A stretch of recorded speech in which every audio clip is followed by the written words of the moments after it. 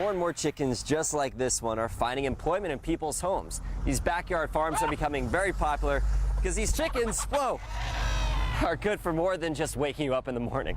Hey, John, let's go for a ride. Show me how this thing works. Keep in mind, there's no seatbelts on this thing. Slow down. Oh, man. Oh, my gosh. Look back at the camera. That's how it's done, and we're off. This car is now a boat. It's a boat, dude. All right. The temperatures are going to be bouncing up, if you will.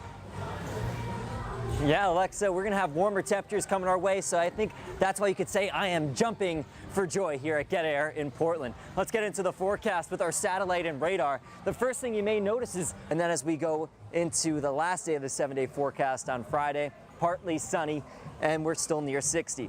So a lot of people have been asking me to do the flip. I've been seeing it on Twitter. Alexa has asked me to do the flip. I can't do it, but Eden, she's here. She can do it. So Eden, show us what the flip is all about here at Get Air Portland. She's got great form. Oh, nailed it. Backflip. Great job. Wave hi to your mom. Say hi. All right. Thanks so much, Eden. That's the forecast from Get Air Portland, where I'm just jumping for joy for these wonderful temperatures and warm weather we have coming our way. That's it for me. I'll send it back to the studio in Portland. Portland right over here, looking at a temperature near 44 degrees for our high temp.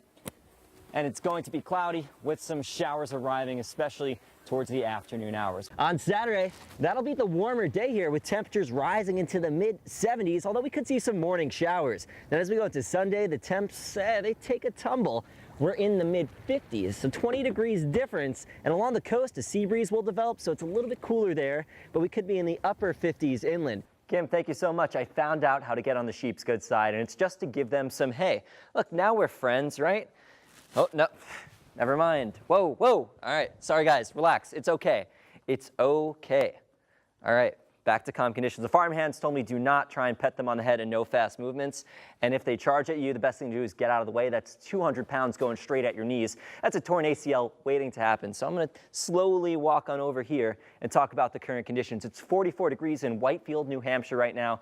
The main thing, it's very foggy outside. Not a pretty looking day, rain showers on and off. As we go into our 3-day forecast, our final school vacation forecast, tomorrow, more clouds, temperatures in the mid-50s, but it's hard to enjoy because we'll have drizzle throughout the day. Then Saturday night, we're looking at some heavier rain and then 1 to 3 inches of snow. As we go into Sunday to end the weekend, temps in the low 30s. It's a little bit brighter by the afternoon, but it's also breezy. And for Monday, back to school, back to work, temperatures near 40 degrees with a mix of sun and clouds. How's that sound, guys? The alpacas, they're doing their own thing. The sheep are kind of afraid of me, and I'm okay with that. We can keep our distance from now. And if Whitefield, New Hampshire is a little bit too far away for you, you can go to Lincoln, New Hampshire for something else that's just as amazing. You could check out what they have. It's the ice castles. Take a look.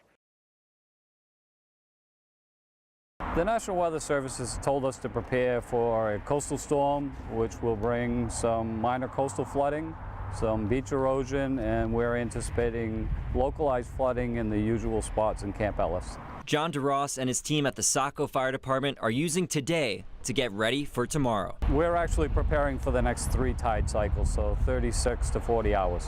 A map with purple arrows hangs in the York County Emergency Management Agency to keep track of where they may be needed. These are areas that we're concerned with any storm surge flooding, Camp Ellis, Kennebunk Port, anywhere up and down the coast. Losing a house to the ocean isn't unheard of in Saco. The fire chief says the last time it happened was in the 90s. Camp Ellis, as usual, that's the big story. There's not a lot of sand to back the ocean out, so we could lose homes if this storm is really serious out in that area. While homes aren't expected to drift away in places like Wells or Kennebunk, residents in the area are accustomed to storm surge impacts. You can expect the water to come up over the seawalls and throw some sand and some rocks and other debris onto the road. This is one of the many rocks you could find on the beaches of Kennebunk. And across the street, over the seawall, you could find the same exact rocks that got deposited there from previous storm surge waters. We get concerned about it because we love the main beaches up here, the main coastline, and we don't like hearing of the erosion and hoping not too much damage. I have a lot of respect for the ocean, you know, you can't outrun it, that's for sure. If you do decide to get a first-hand look, just remember, It'll eat your car, so try to stay out of the salt water if you're driving. in Kennebunk, I'm meteorologist Adam Epstein, CBS 13 News. It's 8 a.m. at Bay Point in Georgetown, low tide. Yeah, tide's coming now. You'll watch it come. Chris Warner is in a familiar race against time to find as many clams as possible before his 4-hour window slams shut. People come out here and they're like, oh, I can do that. Look at that. The guy just filled that bucket, no problem. What people don't realize is there's a method to the madness. Kind of like a little Easter egg hunt. Chris begins by spotting tiny holes in the mud. There's one there, one there, one there. Showing him where the clams are burrowed. I want him, so I would stop my hole. But when you get down, remember, get comfortable, get right down there. You're right with it. Now it's time for the flip. Chris sinks his hoe into the mud ahead of the hole, flipping it over to reveal the coveted clam. Even though Chris is the only man out today, he does have competition. Look at that little buggy. He's a clam eater right there. Green crabs prey upon clams burrowed in the shallow mud. He loves steamers. More than us, probably. Despite fighting against the tide and the crabs, Chris seems to strike gold at every pull. Boom, bang, bang. That's what you really want. The pro even teaching me a few lessons. There he is right there. Big fatty right there. At the end of the day, it's safe to say Chris is, well, happy as a clam. People say, how can you go out there and do that? What do you mean? From Georgetown, Clamming's truly where my heart is, that's for sure. I'm meteorologist Adam Epstein. Then you truly have to love what you do. CBS 13 News.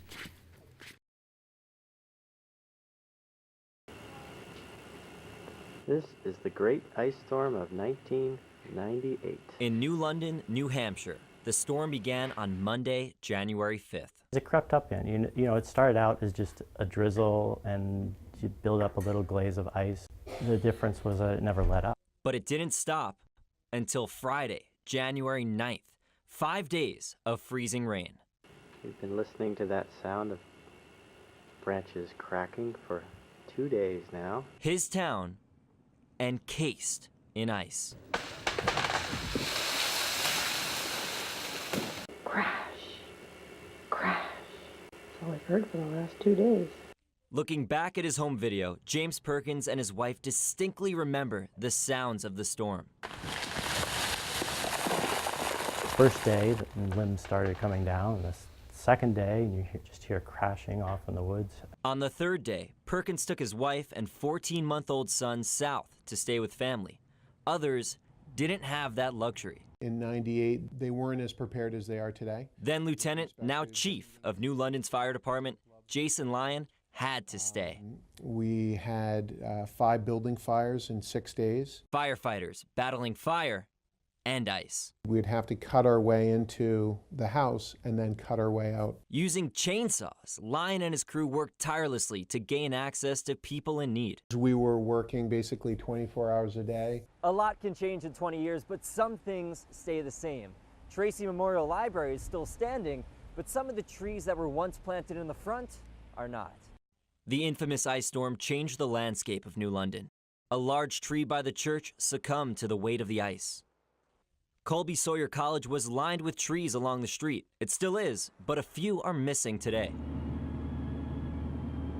On Saturday, January 10th, the sun returned and the cleanup commenced. Then once the sun comes out, you know, there's a certain beauty to it that you just don't get anywhere else. How big was the party when the lights got back on?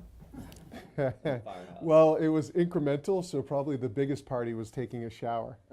So, yeah.